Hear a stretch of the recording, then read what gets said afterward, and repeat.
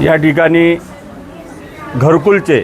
पंतप्रधान आवास घरकुल योजनेचे पैसे लाभार्थ्यांना पहिला हप्ता मिळाला नाही, दुसरा मिळाला, काहींना तिसरा मिळाला नाही आणि जवळपास फेब्रुवारी महिन्यापासून या हप्ता यांनी वितरित केला नाही। म्हणून या ठिकाणी आम्ही यांना विनंती केली होती आणि त्याच्यानंतर आम्ही निवेदन दिलं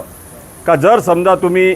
8 तारखेला जर यांच्या खात्यात पैसे टाकले नाही तर आम्ही आज रोजी त्या ठिकाणी त्यांना राहायची व्यवस्था नाही, त्यांनी पर्यायी कसे तरी टिनं टाकून तिथं राहत आहे आणि यांच्या सांगण्यावरूनच, याच प्रशासनाच्या सांगण्यावरून त्यांना घरकुलात तुम्ही बांधा, नाही तर आम्ही तुमच्यावर कारवाई करू असं या लोकांना सांगून घरकुल बांधण्यासाठी त्यांना तयार केलं आणि जवळचे पैसे लावून आणि याचे 15,000